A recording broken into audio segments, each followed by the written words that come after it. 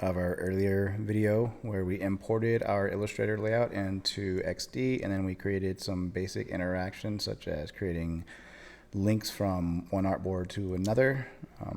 And now I'm going to do just a little bit more interaction that works off of what we learned earlier.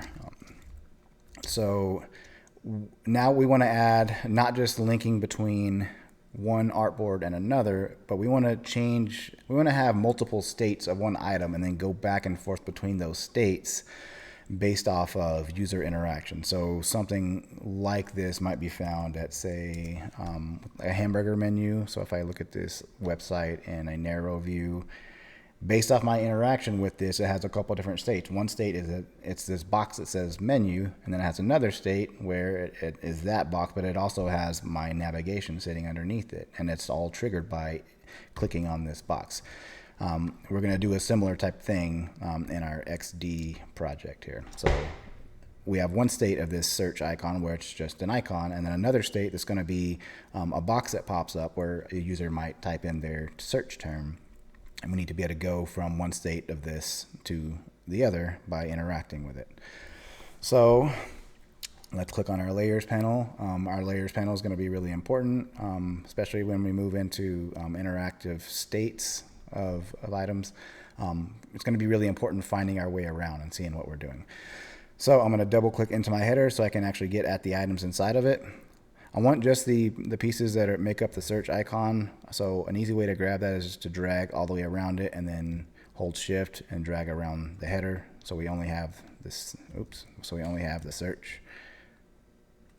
So I only have the search. So now I'm going to do I'm going to right click and say make component. And I'm going to label that search button in my layers panel.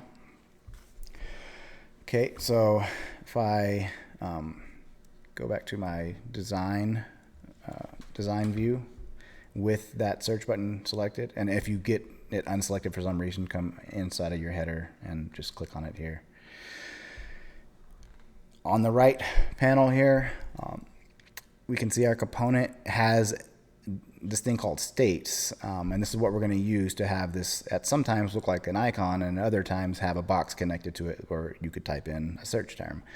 So we need to add a state to this beyond the default state. The default state is just going to be this here, just our little icon. So to do this, we need to click on this little pencil icon and then add state, new state, and we're going to call this new state visible, because we're going to change what this thing looks like when we want it to actually be visible and interactable, if that's a word.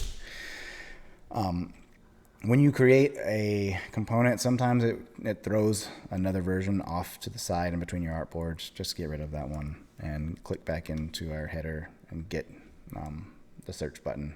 So we're going to be looking in two different spots now to work our way around. We're going to be looking for the component that we're working on over here in our layers panel, and then what the state of that component that we actually want to affect. It can get really confusing. I don't want to go too deep into all the logic of it, but just do it a few times and it'll become a little bit more natural. So right now, if I click on the visible state of my search button, it's going to look exactly the same, because when you create a new state of something, it bases it off of the existing state. But we don't want the visible state to look the same as the default state. We want to actually add some content in there. So like if you click on this, a nice little box could pop up, like I said, where you would type in your search term. So we want to add that with our visible state selected, and with our button selected, we need to add that box. But to do that and make sure that it goes where we want it, we're going to click on this little diamond icon to see the elements of our search button. I'm going to select one of these elements. It doesn't matter which one, just select one of the elements inside of our search button, just so I know that when I add something else, it's going to add it alongside what I have selected. So again, I have one of these items selected inside of search button, and I'm in my visible state of it, and I'm going to grab my rectangle tool and I'm going to drag a box pretty much all the way across here. You can see it showing up over here as well because it's part of my header. In any case, drag that rectangle down to the bottom of our search button. We don't want to be covering up our little icon. So just so you can see that we actually work so that we have two different states going on of this search button, let's click back on the search button here. And if you accidentally click off of here, just click back into your header and select your search button.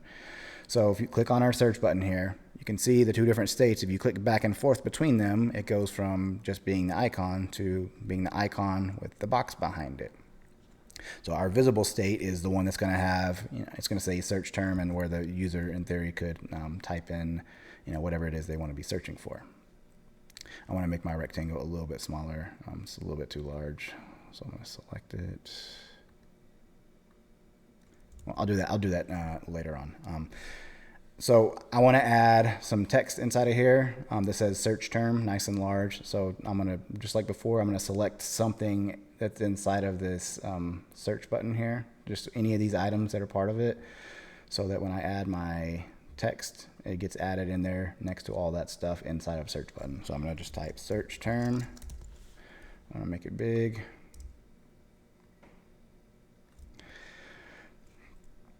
Now I'm going to make the size of this rectangle smaller. Before when I was trying to do it, I was actually accidentally grabbing the header and not my search box. So so I have search term in there. Again, I'm going to click out of it just so you can see I'm clicking between the states of the search button, and default, visible, default, visible. Okay. So I have two different states for this search button. Before I go back to preview, I'm going to set it back to its default state, and I'm going to go and preview this. So right now, I can't really do anything. We know that we have these two different states that exist for our search button, one of them having the search box behind it, but we don't have any way to get from one state to the other. So to do that, we're going to do something pretty similar to how we linked from one artboard to another. Which we're going to instead be linking to a state of an item instead of an artboard in our project. So let's go into our, let's click on our search button, and let's get back in there. We have our search button selected and its default state. So in its default state, we want, through our prototype panel, to add an action to it. So I'm just going to click on the add interaction button here. The trigger is still going to be tap.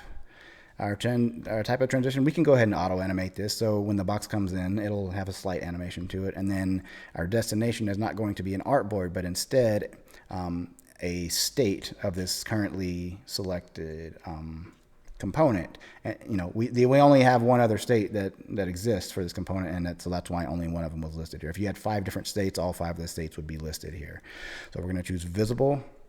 So when we tap or click on this, then it should take this component to its other state, which is visible. So let's go ahead and try that out. Let's preview it. Click it, and there we go. So we're part of the way there. It looks, it looks like a search box might look, although we can make it a little prettier. But the problem is we don't have any way to get rid of it. So now we're just going to go back into our search button and the visible state of it, and we're going to need to add something in there that you can click on to then take it back to the default state. So I'm just going to click into this search button and select my text that says search term, and I'm just going to alt click and drag a copy of it just so I know that it's sitting right there next to it inside of my search button. Then I'm just going to use that X. I'm going to drag it to the top and make it a little smaller. If I was trying to make this thing really beautiful, I would design this as an icon, probably in Illustrator, but I'm just trying to make it functional right now. So we have this X that's sitting inside of the search button, so we can link it to different states of that search button. So let's go back to our prototype tab. With it selected, I'm going to hit add interaction. Auto animate is still fine. In the same way that it animates in, we can animate it out. And then destination is going to be default state.